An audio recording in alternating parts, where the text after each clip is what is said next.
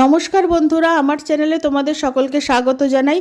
আজ আমি একটা সোয়াবিনের রেসিপি করতে চলেছি, যেটা কোনো অংশে মাংসের থেকেও কম নয়। সোয়াবিনটা সিদ্ধ করার জন্য কড়াইতে জল গরম করে নিয়েছি, জলে অল্প একটু নুন দিয়ে দিয়েছি। এবার সোয়াবিনগুলো দিয়ে দিলাম। সোয়াবিনটা সিদ্ধ হয়ে গেছে, নামিয়ে জলটা ঝরিয়ে নিচ্ছি।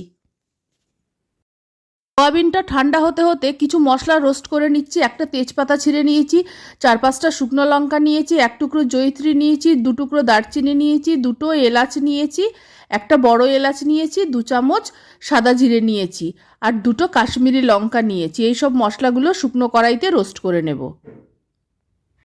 কাশ্মীরি লঙ্কাগুলো বড় বলে এই লঙ্কা দুটো আগে একটু রোস্ট করে নিচ্ছি। এবার প্লেটের বাকি মশলাগুলোও দিয়ে দিলাম, সব একসঙ্গে রোস্ট করে নেব। মশলাটা ঠান্ডা করে নিচ্ছি। কড়াইতে অল্প একটু সর্ষের তেল দিয়ে একটা ভাজা মশলা তৈরি করে নিচ্ছি। একটা কোচানো পেঁয়াজ দিয়ে দিলাম, পেঁয়াজটা একটু ভেজে নেব। পেঁয়াজটা অল্প ভাজা হতেই কয়েক কোয়া রসুন দিয়ে দিলাম। পেঁয়াজ আর রসুনটা ভাজা হতেই একটা বড় সাইজের টমেটো টুকরো করে কেটে দিয়ে দিলাম, টমেটোটাও ভেজে নেব। পেঁয়াজ রসুন টমেটো ভাজা হয়ে গেছে, একটা প্লেটে তুলে ঠান্ডা করে নেব। কড়াইতে আরেকটু সর্ষের তেল দিয়ে বড় করে টুকরো করে কাটা কিছু আলু ভেজে নিচ্ছি। আলুগুলো ভাজার সময় একটু নুন আর হলুদ দিয়ে দিলাম। আলু ভেজে তুলে নিয়েছি। এবার কড়াইতে দিয়ে দিলাম সিদ্ধ করে রাখা সোয়াবিনগুলো। সোয়াবিনগুলো ভাজার সময় দিয়ে দিলাম আন্দাজ মতো নুন আর হলুদ। সোয়াবিনগুলো ভাজতে দেওয়ার আগে সোয়াবিন থেকে চিপে ভালো করে জলটা বের করে দিতে হবে।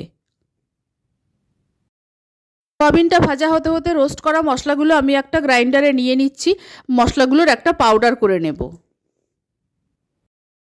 মশলাগুলো পাউডার হয়ে যাওয়ার পর ভেজে রাখা পেঁয়াজ টমেটো আর রসুনটা দিয়ে দিলাম। এবার সব মশলার মধ্যে অল্প সামান্য একটু জল দিয়ে একটা মিহি পেস্ট তৈরি করে নেব। মশলাটা তৈরি হয়ে গেছে, এখন রেখে দিচ্ছি। সোয়াবিনগুলো ভাজা হয়ে গেছে, নামিয়ে নিচ্ছি। সোয়াবিনগুলো ভেজে নেওয়ার পর কড়াইতে আরও সর্ষের তেল দিয়ে দিলাম। এবার আরেকটা কুচানো পেঁয়াজ আমি দিয়ে দিলাম। পেঁয়াজ ভাজার সময় অল্প নুন দিয়ে দিলাম। সোয়াবিন ভাজার সময়ও নুন দিয়েছি, আলু ভাজার সময়ও নুন দিয়েছি, তাই নুনটা আর না দেখে বেশি দেব না। পেঁয়াজটা ভাজা হয়ে গেছে, এবার 1 চামচ আদা বাটা দিয়ে দিলাম। আর 1 চামচ হলুদ দিয়ে দিলাম। হলুদ আর আদাটা কাঁচা গন্ধ চলে যাওয়া পর্যন্ত পেঁয়াজের সঙ্গে ভেজে নেব। মশলাটা ভাজা হয়ে গেছে, এবার গ্রাইন্ডারে পেস্ট করে রাখা মশলাটা দিয়ে দিলাম। গ্রাইন্ডারে লেগে থাকা মশলাটা অল্প জল দিয়ে ধুয়ে দিয়ে দিলাম। এবার মশলাটাকে কষাতে শুরু করব যতক্ষণ না মশলার ওপর তেল ভেসে উঠছে। মশলাটা খুব সুন্দরভাবে কষানো হয়ে গেছে, এবার ভেজে রাখা আলুটা দিয়ে দিলাম। আলুগুলো মশলার সঙ্গে খানিকক্ষণ কষিয়ে নিচ্ছি। আর বাড়িতে মাছ বা মাংস না থাকলে এইভাবে সোয়াবিন রান্না করে দিলে বাড়ির সকলেই আনন্দ করে খেয়ে নেবে, কেউ আর মাছ মাংস চাইবেও না। আলু আর মশলা ভালোভাবে কষানো হয়ে গেছে, এবার ভেজে রাখা সোয়াবিনগুলো দিয়ে দিলাম। এবার সোয়াবিন আলু মশলা আরেকবার ভালো করে কষিয়ে নেব। ধৈর্য ধরে কষাতে হবে, এইভাবে কষিয়ে রান্না করলে রান্নার স্বাদটা খুব ভালো হবে। সোয়াবিন আর আলু খুব ভালো মতো কষানো হয়ে গেছে, এবার জল দিয়ে দিচ্ছি। জলটা একটু বেশি পরিমাণে দেব, যাতে আলুগুলো ভালো সেদ্ধ হয়। নেড়ে সব কিছু ভালো মতো মিশিয়ে দিচ্ছি, আর ফ্লেমটাকে হাই করে ভালো মতো ফুটিয়ে নেব। ঝোলটা ভালো মতো ফুটে উঠেছে, এবার 1 চামচ মিট মশলা দিয়ে দিলাম। মিট মশলাটা ঝোলের সঙ্গে ভালো করে মিশিয়ে দিচ্ছি। সোয়াবিন রান্না প্রায় হয়ে এসেছে, এখন কিছুটা কুচানো ধনেপাতা ছড়িয়ে দিলাম।